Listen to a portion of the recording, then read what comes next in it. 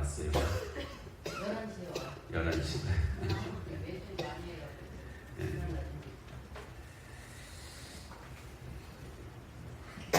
예수님은 하나님의 나라의 진리를 비유라는 형식을 통해서 우리에게 주로 들려주셨습니다. 그리고 예수님의 이 비유는 문학적으로도 아주 탁월합니다. 정말 우리가 평가할 수 있는 그런 것은 아니지만 대단하시다 그런 생각을 절로 나게 하는 그런 말씀들입니다. 비유라고 하는 이 파라볼레는 어떤 사건이 있는데 그 사건의 의미를 이해하기 쉽게 전달하기 위한 이야기 형식이 이제 비유입니다. 그래서 사건의 의미를 더 잘 이해하게 함인데, 그래서 비유를 말하기 위해서는 그 사건을 온전히 이해해야 가능한 일입니다. 자기가 그 사건에 대해서 이해하지 못하면서 비유를 말하면 어려운 문제를 더 어렵게 말합니다. 그래서 우리도 사람들이 말할 때 뭘 설명하는데 그 일을 더 어렵게 말을 하는 사람이 있고 그 일에 대해서 더 쉽게 설명해주는 그런 사람도 있고 그러잖아요. 예수님께서 하신 비유 중에 씨 뿌리는 자의 비유 정말 탁월하시죠. 그 말씀 들으면 내 심령이 어떻다 하는 것이 이렇게 거의 드러나는, 그리고 또 그것에 대한 해결 방향까지도 정할 수 있게 하시는 그런 말씀입니다. 양과 염소의 비유, 열처녀의 비유 등도 그런 비유의 말씀들입니다. 그런 관점에서 예수님은 우리 삶의 모든 문제들을 알고 계셨고요. 당연성이 있기는 합니다만은 그렇습니다. 또 그 문제들을 우리들이 깨달을 수 있도록 말씀해 주신 것입니다. 오늘 말씀하신 포도원에 심겨진 무화과 나무의 비유도 예수님께서 말씀하신 비유의 백미라고 할 수 있습니다. 아주 짧은 본문이잖아요. 4절밖에 되지 않는 그 본문인데 여기에 정말 많은 개념들이 보석같이 그렇게 들어있습니다. 한 개념만 설명하려 해도 여러 절의 문장들이 필요한데 이 짧은 4문장 속에 정말 많은 의미를 담아서 우리에게 전달해 주셨습니다. 첫 번째는 포도원의 주인이 있다 하는 그런 말씀이 있습니다. 자연이라는 개념이 있습니다. 스스로 자자에 그럴 연자를 써서 자연이라고 하는데 동양 세계관의 근본이죠. 동양의 모든 철학 구조는 이 자연을 바탕으로 그렇게 하고 있습니다. 근데 동양만 그런 것이 아니라 제가 이해하는 어떤 부분에 있어서는 서양 진화론도 이 자연의 바탕을 두고 있다고 생각합니다. 왜냐하면 진화론이라는 것은 뭐가 저절로 있었다는 거거든요. 그리고 저절로 있었던 그것이 저절로 다음 단계로 이어지게 되었다는 거예요. 그런 개념에서는 자연적 개념이 진화론에도 들어있죠.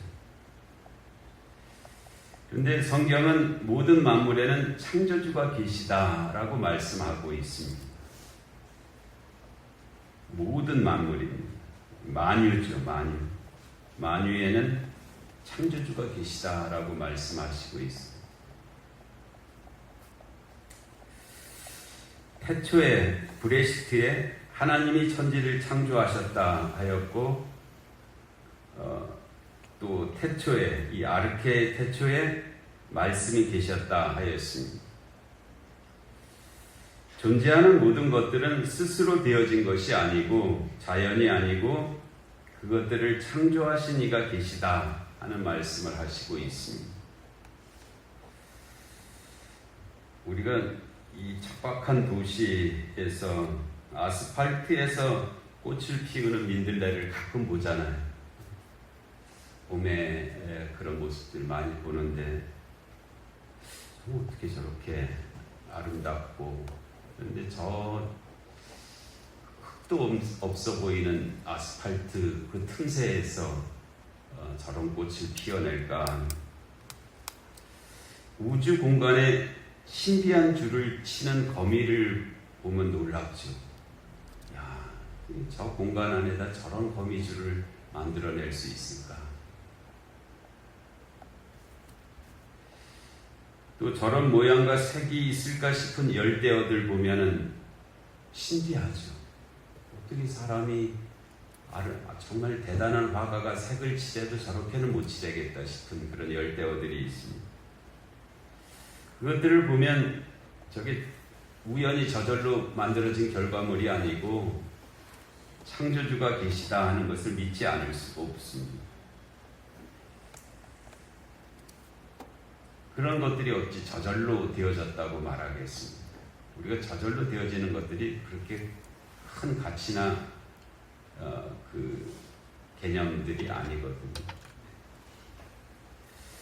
포도원의 주인이 있는 것처럼, 이 당연한 말씀이긴 하지만은 하여튼 포도원의 주인이 있다는, 그와 마찬가지로 나도 내가 스스로의 내 삶의 주인이 아니라는 것입니다. 내가 가진 것의 주인이 아니라는 것입니다.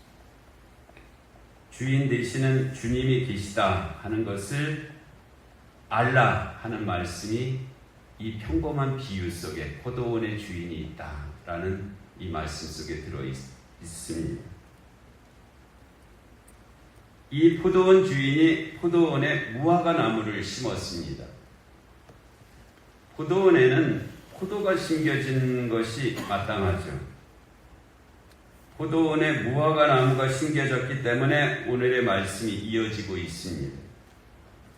팔레스틴에서 포도원은 햇빛이 우선 잘 드는 땅이어야 됩니다. 그리고 배수가 잘 되고 비옥한 땅에 포도원을 만들고 있습니다. 근데 그런 조건을 가진 땅이 적거든요. 그렇기 때문에 포도원이 귀한 땅이 된 것입니다. 무화과 나무는 무화과는 포도에 비해 흔한 과일이고요. 물론 무화과 자체도 귀중한 식량으로 쓰이긴 합니다만, 상대적으로는 좀 포도에 비해서는 흔한 과일입니다. 그리고 어느 곳에서나 무화과는 잘 자라는 특성을 가지고 있기 때문에 포도원 같은 좋은 땅에다가 무화과 나무를 심을 이유는 없습니다. 무화과 나무를 심는 경우가 제한적으로 좀 있는데, 이 무화과 나무는 깊이 뿌리를 내리거든요. 포도보다 깊이 뿌리를 내리기 때문에 아주 밑에 있는 물을 끌어올리는 그런 역할을 합니다.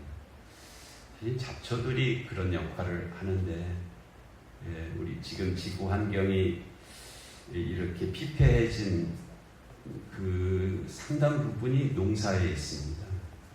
농사는 잡초를 자라지 못하게 하고 작물만 자라게 하면서 이 자연 환경을 크게 훼손시켰거든요.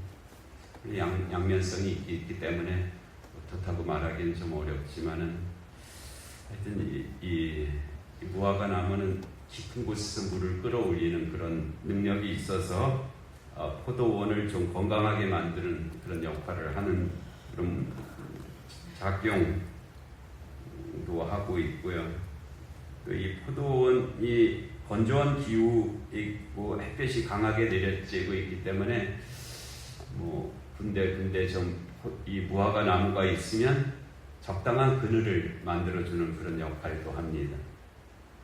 또 그 포도원 일꾼이나 거의 관리하는 사람들이 쉬는 장소가 될 수도 있죠.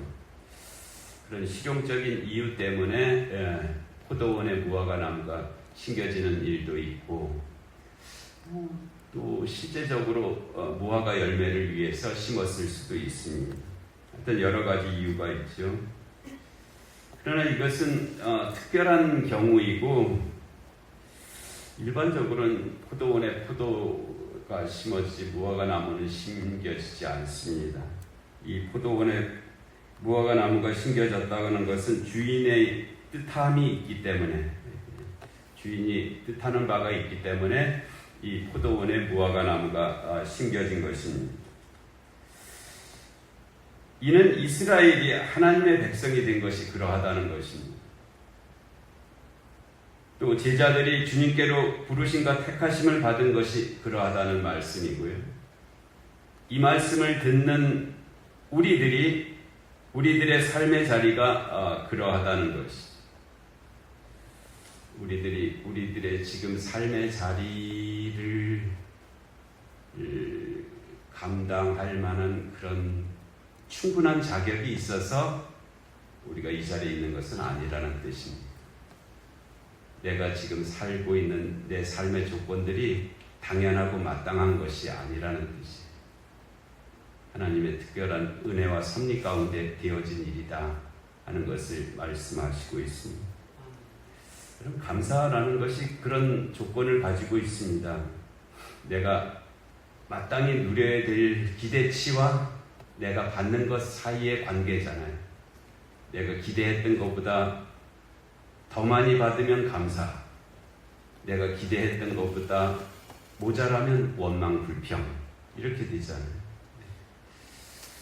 지금 이 말씀은 지금 우리가 살고 있는 이 삶의 자리가 마치 무화과 나무가 포도원에 심겨진 것 같은 그런 의미가 있다는 것이 감사해야 될 일이다라고 말씀하시고 있는 것입니다. 근데 이 말씀에 모두가 아멘이 되지 않죠. 그리고 항상 그렇지도 않습니다. 어떤 때는 아멘이 됐다가 어떤 때는 또 그렇지 않을 때도 있고 그렇습니다. 세상의 상황이나 조건들을 둘러보면 그런 생각이 그렇게 들죠. 좀 모자란 것 같고 원망이 되기도 하고 불평이 되기도 하고.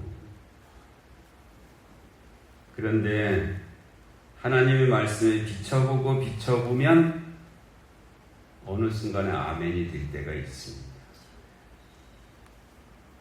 그런 순간을 만나게 됩니다. 내가 좀 어떤 면에서 교만이죠. 교만이고 욕심 때문에 아멘이 안 되는 오랜 그런 기간 상황들이 있지만 하나님의 말씀을 비춰보면 그러합니다. 아멘입니다. 라고 고백하게 되는 그런 순간을 경험하게 됩니다. 우리의 삶의 자리가 은혜의 자리임을 고백할 수 있기를 원합니다. 이 말씀, 이 비유의 말씀 안에는 포도원 주인이 원한 것은 열매다 하는 말씀도 들어 있습니다. 우리가 알지 못해서 이기는 하겠으나 자연에는 특정한 목적이 없는 것 같아요. 그래서 자연이라고 말하거든요. 이건 무슨 특정한 목적을, 방향성을 갖지 않는 것 같아요. 근데 그것은 우리가 알지 못해서 그런 거죠.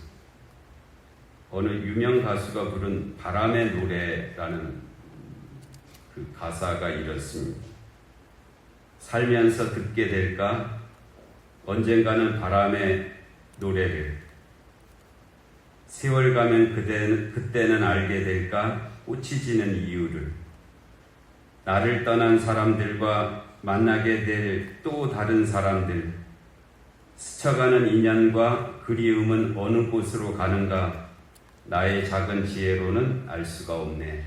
이렇게 시작하는 그런 노래인데 정말 모르는 것 같고 알 수가 없는 것 같고 목적이 없는 것 같고 그렇게 보이는 면이 있죠. 바닷가에 서서 수없이 반복되는 파도를 바라보면서도 같은 생각이 듭니다. 왜 저렇게 계속 반복하고 있을까? 무슨 의미가 있을까? 욥도 자신이 겪은 그 많은 일들의 의미를 모르겠다 하였습니다. 모르겠다. 내가 왜 이렇게 됐는지 모르겠다. 그러나 몰랐지만은 언제 알게 되냐면 주를 배우고 나서 알게 됩니다. 그때는 고백이 달라지죠. 모른다고 하지 않습니다. 이제 내가 알게 되었다고 말을 합니다. 잠언 16장 4절에 여호와께서 온갖 것을 그 쓰임에 적당하게 지으셨다 하였습니다. 물론 이 후반절에는 악인도 악한 날에 쓰기 위해서 지으셨다는 말씀으로 이어지긴 합니다만 전반절만 갖고도 의미가 충분히 있는 말씀입니다. 여호와께서 온갖 것을 그 쓰임에 적당하게 하셨다. 우리가 좋아 보이는 것도 그렇고 정말 마음에 정말 안 드는 것도 있잖아요. 그래도 하나님이 지으셨다는 것입니다. 하나님이 쓰임에 적당하게 하신 것입니다. 내가 아직 모르는 것뿐, 내가 왜 그런지를 모르는 것이지 다 하나님 안에는 이유가 있다는 것입니다. 누가복음 12장 28절에 오늘 있다가 내일 아궁이에 던져지는 들풀도 하나님이 이렇게 입히시거든 하물며 너희일까 보냐 믿음이 적은 자들아 하셨습니다. 우리가 모르는 것들이 참 많다는 거죠. 그러나 하나님은 다 뜻이 계시다는 거죠. 포도원 주인이 원한 것은 무화과 나무의 열매였듯이 주님께서 우리 각자에게도 원하시는 열매가 있다는 것입니다. 그것을 우리가 알지 못하고 다른 열매를 맺으려고 애를 씁니다. 내가 원하는 열매들을 찾아가서 그거를 맺겠다고 그렇게. 그러나 주님께서 원하시는 열매를 맺어야 된다 하는 그 말씀이기도 합니다. 이 비유의 말씀에 포도원 지기가 나옵니다. 포도원 지기는 자기 포도원을 가꾸는 자가 아니라 포도원 주인의 것을 돌보는 자입니다. 예수님의 다른 비유인 포도원 품꾼의 비유에서도 추수를 앞둔 포도원의 일꾼으로 부름을 받은 이들이 있었습니다. 어떤 이는 아침 일찍 부름을 받았지만 어떤 이는 오후 5시에야 부름을 받았습니다. 그러나 부름을 받았기에 일을 할 수 있었고요. 일을 했기에 한 데나리온을 받을 수가 있었습니다. 그리고 그 한 데나리온은 하루의 품값이었습니다. 하루를 살아내기에 충분한 그런 양이었던 것입니다. 우리는 하나님 나라의 주인이 아니라 일꾼입니다. 또 우리 인생의 주인도 내가 아니라 하나님이시죠. 하나님의 뜻대로 우리 일생을 살아가는 것이지 내가 주인 노릇하면서 살아야 되는 것이 아니라는 것입니다. 우리는 청지기입니다. 귀한 존재죠. 하나님께서 우리에게 많은 것을 맡기셨어요. 그러나 그것은 우리 것은 아닙니다.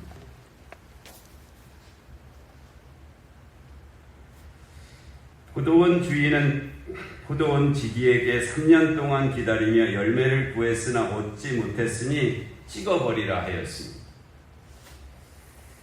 좀 매정하게 들리잖아요. 근데 그 내용을 살펴보면 꼭 그런 말씀만은 아닙니다. 3년이라는 것이 1년, 2년, 3년의 그 숫자적인 의미가 아니라 충분한 시간을 가리키는 그런 개념입니다. 예를 들어 바울은 고린도 후서 12장에서 육체의 가시 곧 사탄의 사자가 자기에게 떠나기를 주께 3번 강구하였다 하였는데 이 3번도 한 번, 두 번, 3번이 아니라 여러 번 충분히 그런 의미를 갖는 그런 3번입니다. 하나님께서 우리에게 허락하시는 시간이 무한정은 아닙니다. 우리는 다 유한한 존재들이잖아요. 그렇지만 하나님께서 우리에게 허락하신 시간이 아주 제한된 것도 아닙니다. 달리 표현하면 충분한 시간과 기회를 우리에게 허락하십니다. 정말 하나님께서 우리에게 그런 풍성함을 주십니다. 우리에게 충분한 기회도 주시고요. 충분한 시간도 허락해 주시죠. 베드로후서 3장 9절에 주의 약속은 어떤 이들이 더디다고 생각하는 것 같이 더딘 것이 아니라 오직 주께서는 너희를 대하여 오래 참으사 아무도 멸망하지 아니하고 다 회개하기에 이르기를 원하시느니라 하였습니다. 그때까지 기다려 주신다는 고린도 후서 6장 2절에 이르시되 내가 은혜 베풀 때 너에게 듣고 구원의 날에 너를 도왔다 하셨으니 보라 지금은 은혜 받을 만한 때요 보라 지금은 구원의 날이로다 하였습니다. 현재는 구원의 가능성이 열려 있다는 것입니다. 지금 우리 현재에 있잖아요. 우리가 다 현재에 속해 있는데 구원의 가능성이 열려 있는 때를 우리가 살아가고 있다는 것입니다. 그러나 그날이 무한한 것은 아니고 반드시 끝이 있음을 기억하며 살아라 하는 그 말씀이죠. 고도원 지기는 고도원 주인에게 금년에도 그대로 두어달라 간청하고 있습니다. 찍어버리라라고 이렇게 고도원 주인이 말을 했는데 고도원 지기는 금년에도 그대로 두어달라고 간청을 합니다. 하나님께서 소돔과 고모라를 멸망시키겠다 하였을 때 아브라함은 그 성에 의인 50이 있어도 그리하시겠느냐라고 말씀을 드렸다가 45인, 40인, 30인, 20인, 10인까지 반복된 질문이 이어지는 그런 말씀이 있었습니다. 아브라함만 생각해도 아닌 것 같거든요. 그러나 포기할 수는 없으니까 마지막에 10인만 있으면 이 성을 구원하시겠습니까? 라고까지 그렇게 했죠. 아브라함이 하나님께 그리 간청한 것은 그 성에 조카 롯이 있어서이기도 하였지만 롯뿐만 아니라 그 성에 거하는 많은 이들의 구원을 바라는 마음에서였을 것입니다. 요나는 니느웨 성이 회개하고 구원받는 것이 마땅치 않게 여겨 니느웨로 가려 하지 않고 다시스로 가버렸어요. 니느웨하고 다시스는 지도에다가 이렇게 금을 거는 180도 반대 방향. 니느웨는 지금의 이라크 쪽 땅이고요. 다시스는 스페인에 있는 도시입니다. 니느웨에 가서는 3일 길을 다니며 심판을 전해야 했는데 니느웨가 좀 큰 성이었거든요. 3일 정도는 가야 되는 거리였는데 하루만 갔습니다. 3일을 하루로 그냥 이렇게 가름해버리고는 그리고 가면서도 성실하게 하나님의 말씀을 전하지 않고요. 이렇게 하면서 갔습니다. 40일이 지나면 이 성이 멸망하리라. 무슨 저주를 퍼붓는 것 같이 그렇게 하면서 하루 길을 다니고 말았습니다. 그리고는 니느웨가 어떻게 심판받는지를 이렇게 바라보려고 있었습니다. 그런데 끝내 니느웨가 회개하고 구원받자 요나는 오히려 역정을 내죠. 그렇지만 하나님께서는 이 성읍에 아이들도 12만 명이 있다. 그리고 육축도 가축도 많이 있다 하시며 요나를 나무라신 그런 말씀이 있습니다. 선인은 물론이거니와 악인의 구원도 먼저 포기해서는 안 돼요. 우리가 부른 복음성가 중에 하나님보다 앞서지 않고라는 우리의 믿음이 하나님을 따라가야지 하나님보다 앞서는 것이 잘하는 것이 결코 아닙니다.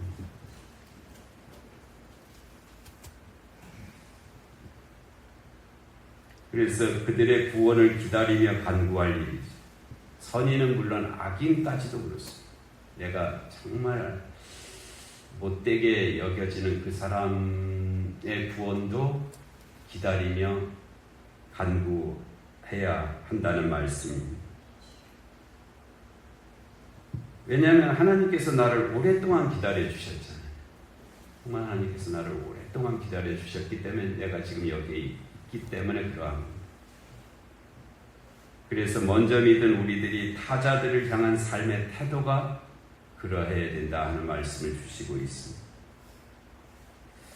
고도원 지기는 고도원 주인에게 자신이 두릅하고 거름을 주겠다 하였습니다. 나무를 옮겨 심으면 첫 해는 뿌리를 내리는 데 힘을 씁니다. 나무 옮겨 심을 때 잔뿌리들을 다 자를 수밖에 없거든요.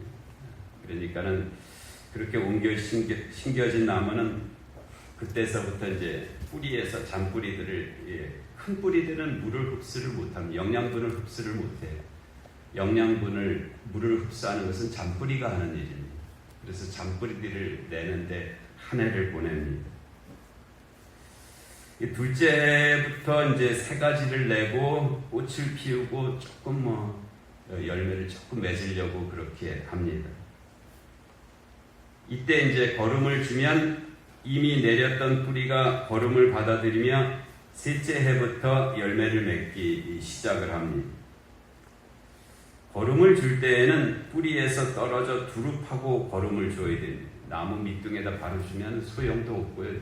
심지어는 뿌리를 상하게 만들 수가 있습니다. 뿌리에서 좀 멀리 떨어져서 두릅하고 거름을 깊이 거름을 줘야 유효한 그런 일이 됩니다. 그것은 세심한 배려와 최선을 다하겠다는 다짐이 있어야 가능한 일입니다.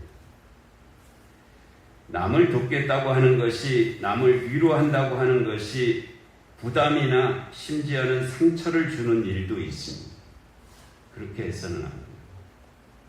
지혜롭게 진정성을 가지고 하는 것이 두릅하고 거름을 주는 일입니다. 포도원 지기는 포도원 주인에게 이 무화과 나무에서 그 후에 열매가 열면 좋고 아니면 찍어버리라 라는 대답으로 오늘 본문 말씀이 맞춰지고 있습니다. 일견 포도원 지기의 이 말은 포도나무에 대한 애정도 없고 이래도 좋고 저래도 좋다는 무책임한 말처럼 들리지만 앞의 말들을 살펴본 그런 말은 결코 아닙니다. 포도원 지기는 이 무화과 나무가 옮겨 심겨지는 과정에서 일시적으로 문제가 있어 열매를 맺지 못하고 있는 것이지 원래부터 열매를 맺지 못하는 나무가 아니며 때가 되면 두릅하고 거름을 주면 반드시 열매를 맺으리라는 확신 가운데 할 말입니다. 포기하는 말이 아니고요. 확신이 있기 때문에 이렇게 말을 한 것입니다. 한 해 동안 무화과 나무를 이 포도원에 더 둠으로써 일어나는 모든 책임은 자신이 지겠다. 고까지 할 말입니다. 먼저 믿은 우리들에게도 그런 믿음의 태도를 가지라 하는 그런 말씀입니다. 누가복음 13장에 오늘 본문 말씀이 있는데요. 이 본문 말씀 앞과 뒤, 이제 성경을 이해하는 한 방편이기도 한데요. 이 말씀의 앞에 무슨 말이 있었는지, 이 말씀 뒤에 무슨 말씀이 있었는지를 살펴보면은 그 중간에 있는 그 말씀의 의미가 어떤 건지를 더 분별할 수 있는 그런 것이 많이 있습니다. 구조적으로. 누가복음 13장 1절에서 5절에는 빌라도가 어떤 갈릴리 사람들의 피를 그들의 제물에 섞은 일, 이 무슨 상황이냐면 유대인들이 성전에서 제사를 드리고 있었는데 빌라도의 군사들이 와서 그 제사를 지내는 사람을 살해합니다. 그래서 그 피가 제물에 떨어진 것입니다. 실로암 망대가 무너졌는데 그 망대에 치여 죽은 사람이 18명이 있었다 하는 그런 말씀이 기록되어 있습니다. 1절에서 5절에 그렇고요. 그 다음에 이제 그 10절서부터 17절에는 안식일에 한 회당에서 18년 동안 귀신 들려 앓으며 꼬부라져 조금 더 펴지 못하던 여인을 치유하신 일이 있었습니다. 근데 거기에 대해서 유대인들이 18년 동안 막 그냥 꼬부라져갖고 몸이 뒤틀려서 살았던 이 사람이 치유를 받은 일이니까 얼마나 기쁜 일이에요. 감사한 일이에요. 근데 그렇다고 얘기를 하지 않고 뭐라고 얘기를 했냐면 안식일에 왜 하지 못할 일을 했냐라고 그렇게 대들었습니다. 비난을 했어요. 요 두 사건 속에 요 무화과 나무의 비유가 들어 있습니다. 이는 앞뒤 사건에 나오는 유대인들이 젖과 꿀이 흐르는 땅에 들어와 오랜 기간을 살았음에도 열매를 맺지 못하고 있는 모습에 대한 고발이죠. 그렇지만 그들도 끝내는 열매를 맺을 것이라는 소망을 주시는 그런 말씀입니다. 정말 소망이 없어 보입니다. 앞에 있는 사람들도 뒤에 있는 사람들도 소망이 없어 보이는데 그러나 그들도 끝내는 열매를 맺으리라 하는 그런 약속을 주시는 그런 말씀입니다. 이 비유의 말씀을 통하여 주시고자 하는 가장 큰 가르침은 원래부터 그런 것인가? 라는 질문과 거기에 대한 대답, 그렇지 않다는 대답으로 여겨집니다. 그래서 오늘 설교 제목이 원래부터 그런 것인가? 로 그렇게 정했는데, 우리에게 늘 삶의 문제가 있죠. 이런 문제도 있고 저런 문제도 있습니다. 그런데 그 문제들이 원래부터 그러해서 앞으로도 영원히 해결되지 못할 문제는 아니라 하는 그 말씀입니다. 문제는 있지만 원래부터 그러해서 그런 문제가 있는 것도 아니고 그래서 영원히 해결되지 못하는 일은 아니다 하는 그런 말씀. 그래서 그런 믿음의 눈으로 자기 자신을 바라볼 뿐더러 타자들을 그렇게 바라보라 하는 그런 말씀입니다. 나는 원래부터 안 돼. 조상 때부터 안 돼. 아니라 그렇지 않다. 저 사람은 원래부터 안 돼. 예전에도 그랬어. 그렇지 않다는 것입니다.